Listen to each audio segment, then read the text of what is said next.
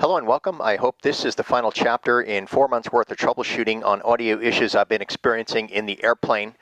Specifically, any device that I have plugged into my intercom, which is down there below the console, anything plugged into the auxiliary jack there was being muted during flight. And if you look right down there, there's the auxiliary jack, and I've got the audio cable from my ICOM 2300 plugged into that right now.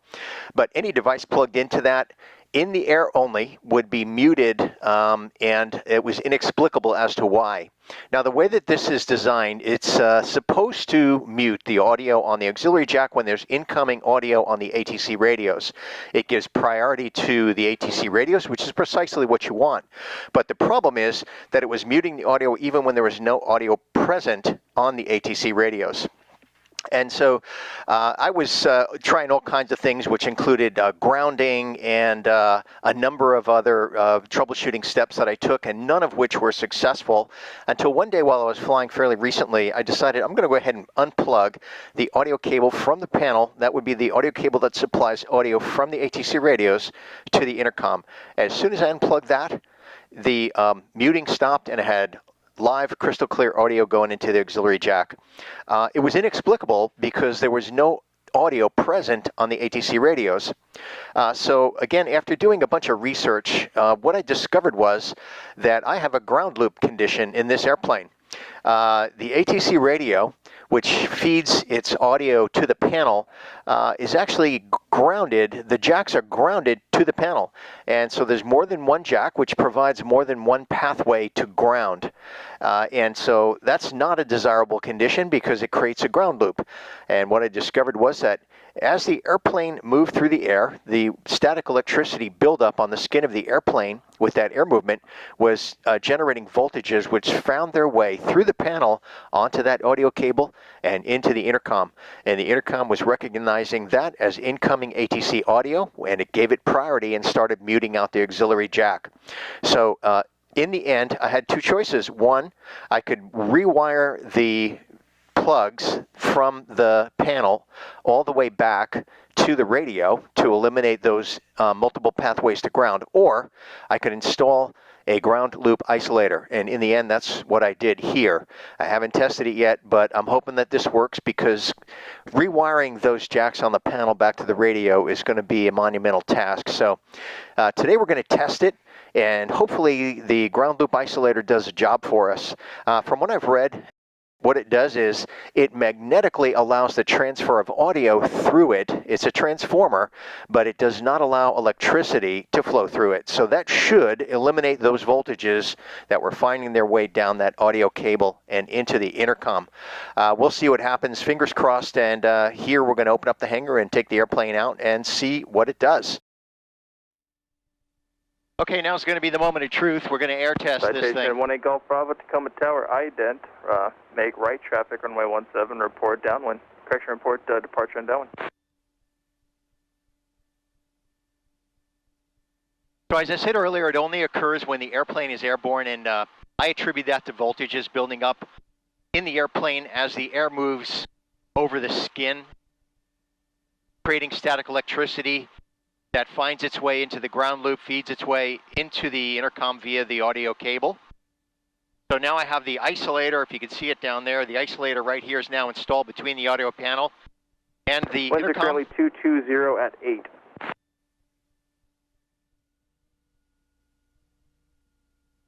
I'm not going to go too far out there. It's really just to get our audio test done, and we'll come back in. We'll try to make a ham contact if we can round up one or two stations. All right, let's do our run up. Tow brakes are set, recording equipment. So we got the wing camera and the POV camera on, and seat belts are in place, trims are set neutral, flight controls are free and correct. DG will recheck on the runway, artificial horizon is set, altimeter set to field elevation, fuel quantity, we're going to switch tanks to the left tank.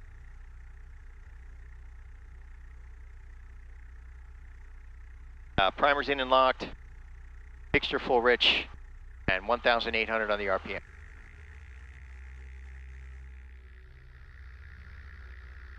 All right, checking right mag.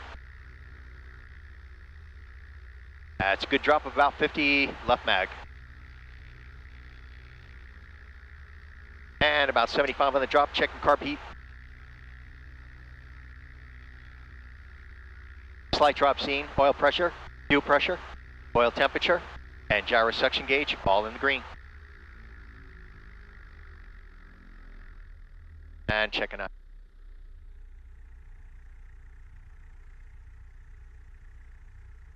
Looking good, back to 1,000. Checking them off. Cam meter's looking good with load. About a 1,000, fuel pump on. Fuel pressure recheck, fuel pressure's good, radios and avionics. Power frequency set. Transponder squawk altitude.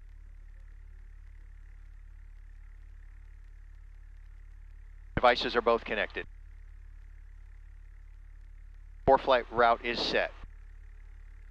Lights are set. Flap set for takeoff. Cabin door latch tops and bottoms. Window secure. Fuel selector timers on and set. Time noted. And we're set to fullest tank.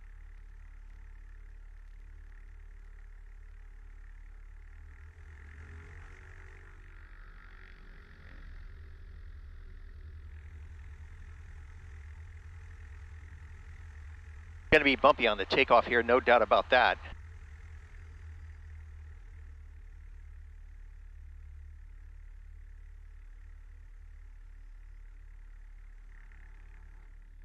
Tacoma Tower, Cherokee 7428 Romeo, holding short runway 17 northwest departure.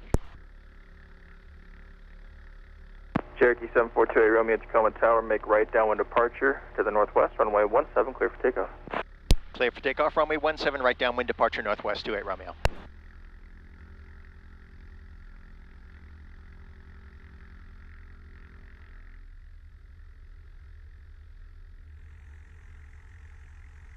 Now I'm going to try a test. I'm going to bypass the isolator just to show you what the audio clipping sounds like. And we'll do that on the weather channel, and then we'll reconnect the isolator and see if we're getting the audio clipping. All right, runway heading, feet off the brakes, full power smoothly applied. Slight aileron deflection to counter that crosswind. Engine instruments are in the green, power is available for takeoff. Airspeed indicators live.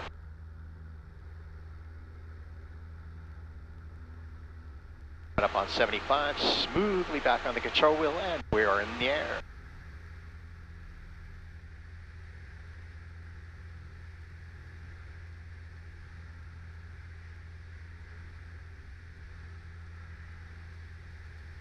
Nice rate of climb, about 1,000 feet per minute. And we're climbing out at 90 miles per hour on runway heading. We'll make our right turn out at about 900 feet.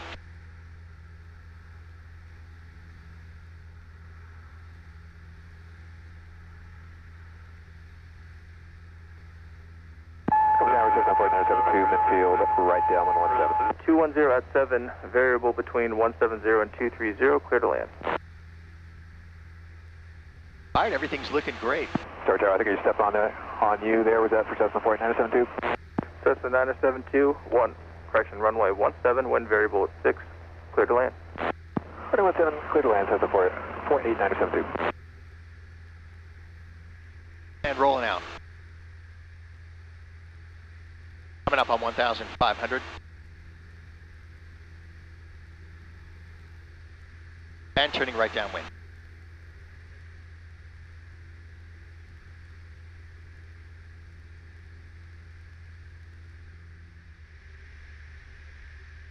Okay, now it's time for an audio check without the isolator installed. I'm tuned into the NOAA weather frequency, and we're going to turn that on and see what we get without the isolator in, and then we're going to connect the isolator and see if it resolves our issue. Okay, I switched over to a basically a non-functioning ATC frequency there. Now let's turn the volume up on the weather.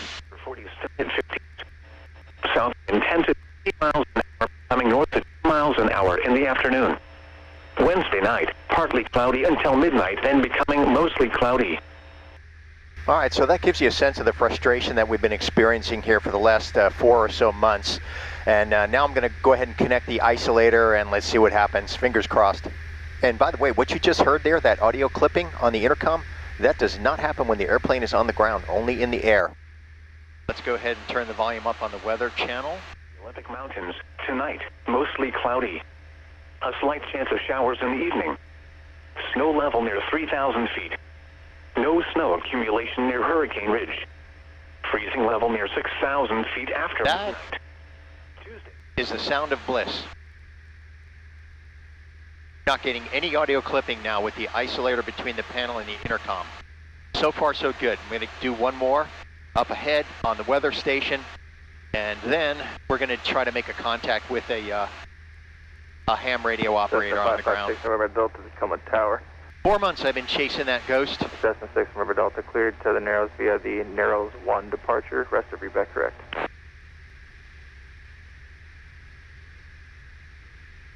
All right, let's listen to that weather channel again. waves 2 feet or less. Wednesday, southwest wind 5 to 15 knots becoming northeast in the afternoon. Wind waves 2 feet or less. Forecast for the coastal waters from Cape. That is sounding good. Taxi to Park Alpha Bravo 3, monitor ground point 8. Good night. Alpha Bravo 3, monitor ground point 8, Cessna 49. Some low clouds right there. I'm going to stay right here at about 2,000, maybe even a little less, depending on what these clouds are doing up ahead of us. So far, so good. We are thumbs up right now on the isolator. It's one thing finding the problem. It's entirely another thing finding a solution to that problem. I think we're there.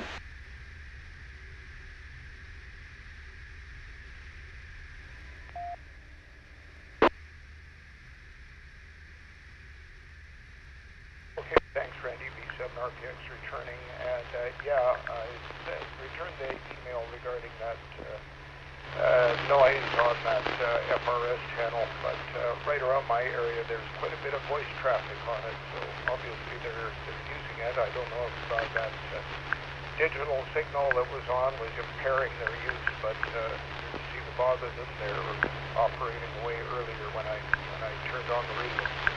Okay, it's Bob, B7 RPX, still with the Monday Chaos Net. We're up to 30 already, actually 31, so anyone else want to check this? Break, W7NY, Aeronautical Mobile. Okay, Whiskey 7, NY, go ahead. This is Whiskey 7, November Yankee, Aeronautical Mobile.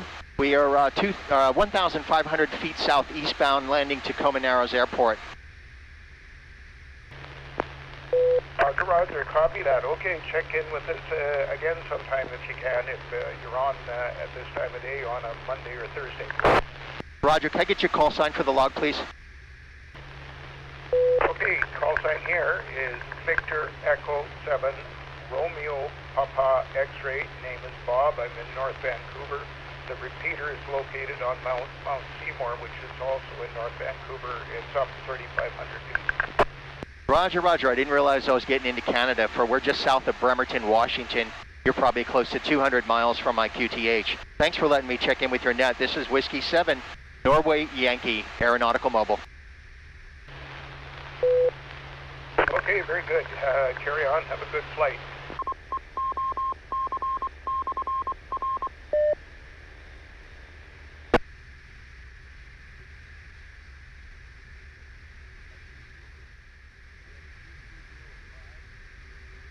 Cessna 6 November Delta, runway 17, clear for takeoff. Cessna 6 November Delta, 17, clear for takeoff. Cessna 50 Hotel, runway 17, taxi via Bravo 3 and Alpha. Helicopter 10 Alpha, traffic's 1 mile ahead and to your right, 1,400 indicated. Traffic in sight, 90610 Alpha. Tacoma Tower, Cherokee 28 Romeo, Gig Harbor. Cherokee 28 Romeo, runway 17, clear to land. Clear to land, runway 17, 28 Romeo. Citation 3 Tango X-ray, where do you park? We're going to Alpha 2 today.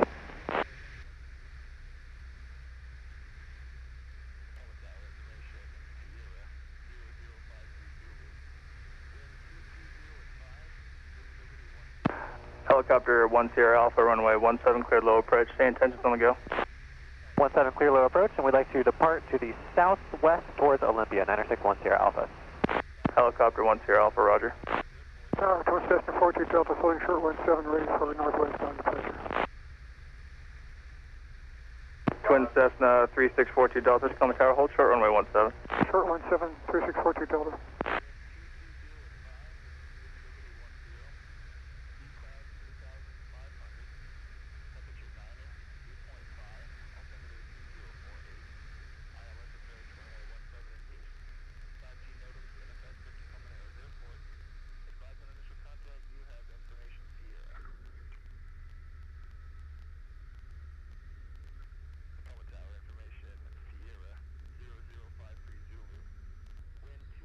Cherokee QA Romeo, left Alpha 2, taxi to Park Alpha Bravo 4, monitor ground 28. Alpha Bravo 4 to parking and over to ground 28 Romeo.